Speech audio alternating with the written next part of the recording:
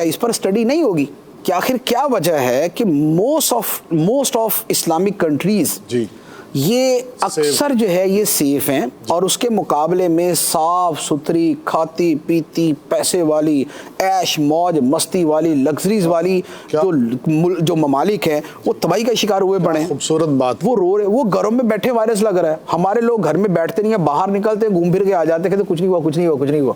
اگرچہ احتیاط ہی کرنی چاہیے, وہ بہت اچھی ہے ضروری چیز ہے, لیکن ایٹ لیسٹ ایک چیز تو ہے نا کہ ہمارے ہاں جو نا وہ بائے بائے کر رہے ہیں, وہاں والے ہائے ہائے کر رہے ہیں.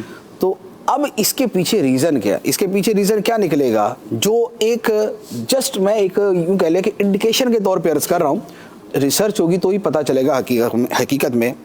نمبر 1 خنزیر کھانے والے, نمبر 2 شراب پینے والے, نمبر 3 دیگر حرام چیزیں کھانے والے, نمبر 4 جو وداؤٹ لمٹس جو ایک ریلیشن شپ ہے جو ناجائز اور حرام تعلقات کے معاملات ہیں, کوئی تمیز نہیں, یہ سب چیزیں اس کے پیچھے چل رہی ہوں گی. اس کے بعد پھر یہ ٹن پیک چیزیں, یہ ڈبہ پیک چیزیں, یہ کیمیکل والی چیزیں, یہ وہ چیزیں نکلیں گی کہ جس کا پتہ چلے گا کہ یار یہ اسباب بن رہے ہیں. خاص طور پہ شراب خانہ خراب. میں آپ کو عرض کروں کہ شراب سراسر بیماری, ام الخبائث اگر فرمایا گیا ہے, اور کائنات کی سب سے زیادہ جاننے والی ہستی خدا کے بعد نبی پاک صلی اللہ تعالیٰ علیہ وسلم نے فرمایا کہ شراب خبائث کی جڑ ہے, ماں ہے, یہ حقیقت ہے. اور ساری دنیا جانتی ہے کہ شراب کی خباثت کیسی ہے. ہم سے زیادہ انگریزوں نے لکھا ہے اس کے اوپر, ہم سے زیادہ امریکہ میں لکھا گیا, مسلمانوں سے زیادہ انگریزوں نے لکھا ہے کہ شراب کی تباہیاں کیا ہے. کھانسی ہے یا شراب نہیں پینا, گردوں میں پرابلم ہے یا شراب نہیں پینا, جگر میں خرابی ہو شراب نہیں پینا, اچھا ہارٹ کا پرابلم ہے یا شراب کم کر دو, اچھا آنکھیں خراب ہے تو بھی شراب کم کر دو, دماغ خراب ہے تو بھی شراب کم کر دو, نفسیاتی امراض ہے تو بھی شراب کم کرو. وہ بھائی جب اتنا تم کہتے ہو کہ کم کر دو تو اسلام نے تو پہلے پابندی لگا دی کہ رجس من عمل شیطان, یہ شیطان کا عمل ہے, ناپاک ہے. تو اب اس کے اوپر بھی ریسرچ کریں گے تو پتہ چلے گا کہ امیون سسٹم کا ستیہ ناش کرنے کے اندر اس کا ہاتھ تھا, کیونکہ یہ آپ کی باڈی کو افیکٹ کرتی ہے, شراب باڈی کو افیکٹ کرتی ہے, شراب جگر پہ اثر انداز ہوتی ہے, شراب گردوں پہ اثر انداز ہوتی ہے.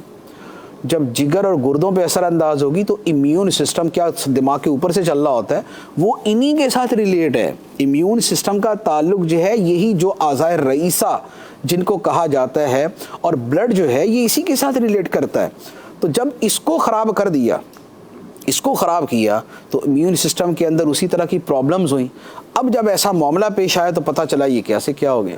لیکن ہوگا یہ کہ شراب کا تو بزنس ہے دنیا کے اندر, اتنا بڑا بزنس ہے, تو کیا ہوگا کہ یہ کمپنیاں میڈیا کو پیسے دیں گی اور ان کو بولیں گی کہ بھئی اس کا نام نہیں لینا, یہ لسٹ میں سے کاٹ دو. تو اب جس کا جو بس چلتا ہے اور جو ان خرابیوں کی بنیاد بنتی ہے, اس کے لوگ پیسے دے کے اس کو لسٹ میں سے نکلواتے رہیں گے.